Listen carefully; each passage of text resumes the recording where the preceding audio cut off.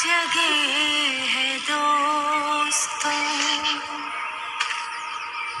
यही मेरा सवाल है, that is what I am asking. Salman Khan अपने रियलिटी शो बिग बॉस 15 को चाहकर भी टीआरपी नहीं दिला पा रहे हैं और ये सीजन फ्लॉप की कैटेगरी में आ रहा है।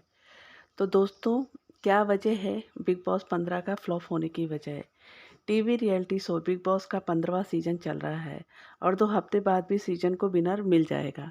फिलहाल शो को लेकर के फिनाले को लेकर होड़ मची हुई है। हर कोई शो का फाइनलिस्ट बनने के लिए एड़ी चोटी का जोर लगा रहा है। अगर टीआरपी की बात करें तो ये सीजन फ्लॉप हो गया क्योंकि इसको इतनी टीआरपी नहीं मिली बाकी सीजन्स की तरह। ये सीजन काफ़ी कमज़ोर साबित हुआ क्योंकि मेकर्स समझ ही नहीं पाए कि क्या हथकंडे अपनाएं इसमें टीआरपी लाने के लिए, और जितने भी उन्होंने हथकंडे लिए वो सारे फ्लॉप हो गए और शो को टीआरपी भी नहीं मिल रही है। इसके पीछे की कई सारी वजह हैं। हमारी इस खास रिपोर्ट में आप जानेंगे कि ये वजह क्या है। पहली बात तो ये है कि प्रतियोगियों को समझ नहीं आ रहा है गेम। इस बार के कंटेस्टेंट्स चाहकर भी लोगों का ध्यान अपनी ओर खींच नहीं पा रहे हैं और वह गेम को समझ नहीं पा रहे हैं। वह गेम को अपने अंदाज से खेल रहे हैं, लेकिन ये अंदाज दर्शकों को पसंद नहीं आ रहा है। बिना किसी बात पर चिल्लाना, बिना किसी बात पर सामान फेंकना, यह सब देखकर जनता इरिटेट हो चुकी है और यही वजह है कि लोगों ने गेम से कन्नी काटना शुरू कर दिया है। वाइल्ड कार्ड एंट्री भी हुई। हर बार की तरह इस बार भी शो में कुछ पुराने कंटेस्टेंट्स बुलाए गए। इसमें राखी सावंत, देवलीना, रश्मि समेत कई नाम शामिल है। हालांकि हर सीजन की तरह इसमें भी वाइल्ड कार्ड कंटेस्टेंट्स पुरानी चीज़ें दोहरा रहे हैं, फिर वो देवलीना का चिल्लाना हो या फिर राखी सावंत का जूली वाला भूत।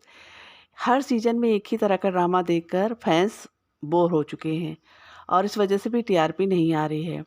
इसमें अच्छे से टास्क नहीं हो पा रहे हैं। बिग बॉस 15 के फ्लॉप होने की एक वजह अच्छे टास्क ना होना भी है।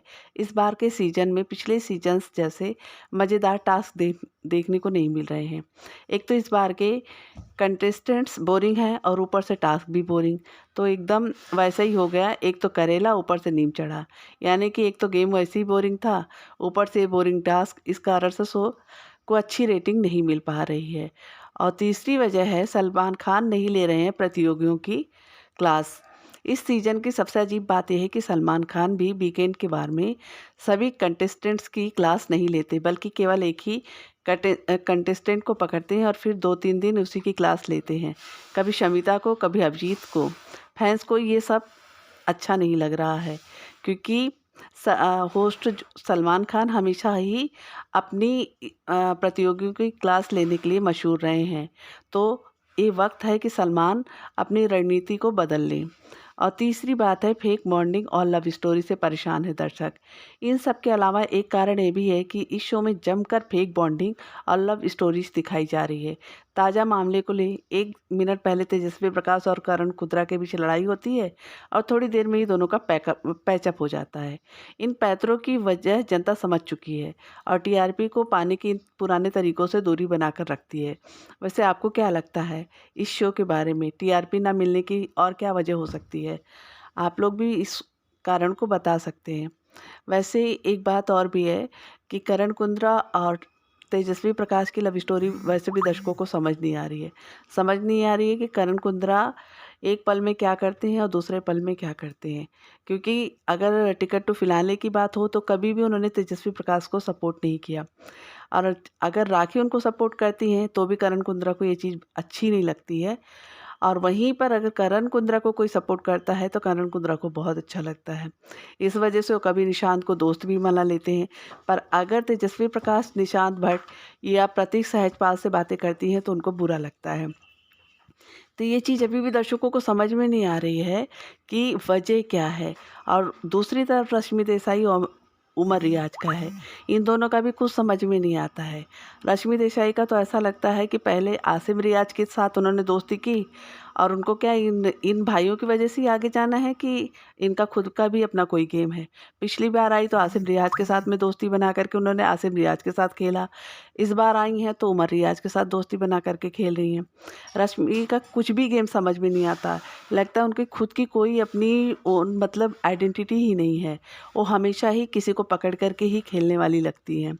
और तीसरी तरफ है देवुलीना, जो कि आई हैं तो उनका भी कुछ समझ में नहीं आता है कि उनका गेम इस समय क्या चल रहा है। वो अभिजीत बिचकुले को कभी जो है सपोर्ट करती नज़र आती हैं, कभी उनको गालियाँ देती नज़र आती हैं। तो ये भी दर्शकों को अच्छा नहीं लगता, क्योंकि जो आदमी उनकी बेइज्जती करता है फिर बाद में उसी के पास में जाती उसी से बातें करती हैं। ये चीज़ तो होस्ट सलमान खान भी उनको कह चुके हैं कि अगर अभिजीत बिचकुले इतना ही बदतमीज है तो आप उनसे बात मत कीजिए। पर देवलीना भट्टाचार्य का कुछ भी समझ में नहीं आता है। वो अभिजीत बिचकुले का पूरा काम भी करती हैं, उनसे बातें भी करती हैं और फिर उनके साथ लड़ाई भी करती हैं और फिर बाद में बदल भी जाती हैं। ये चीज़ें आपस में शमिता शेट्टी भी बात कर रही थी इस चीज़ को लेकर के कि उनको इस चीज़ को समझ में नहीं आता कि देवलीना भट्टाचार्य का क्या है, कि अभिजीत बिचकुले के साथ उनकी दोस्ती है कि दुश्मनी है, कुछ समझ में नहीं आता। दोनों के अपने अपने दायरे हैं, पर इन दायरों को लोग किस तरह से लांघते हो तो आप लोगों ने देख ही लिया है कि किस तरह से एक दूसरे को गालियाँ देते हैं, सामान फेंकते हैं। और बिग बॉस भी इन सब आदतों से परेशान हो चुके हैं। कितनी बार तो इन लोगों को चेतावनी मिल चुकी है, पर इन लोगों को कुछ भी समझ में नहीं आता है। और जहाँ तक बात करें उमर रियाज की, सब बोलते हैं कि उमर रियाज बहुत अच्छा खेल रहे हैं। ये बात हम भी मानते हैं कि उमर रियाज अच्छा खेल रहे हैं, पर कहीं न कहीं उमर रियाज की गेम उस समय फीकी पड़ जाती है जब वो करण कुंद्रा को सपोर्ट करते हैं बिना वजह, और फिर बाद में वो रश्मि को भी सपोर्ट करते हैं। तो ऐसा लगता है कि जैसे करण कुंद्रा और रश्मि को बिना उनके सपोर्ट के कुछ वो लोग कर ही नहीं सकते। तो क्या ये उमर रियाज का गेम है या करण कुंद्रा का या रश्मि का? कुछ भी समझ में नहीं आता। इस वजह से भी ये शो लोगों की समझ से परे है।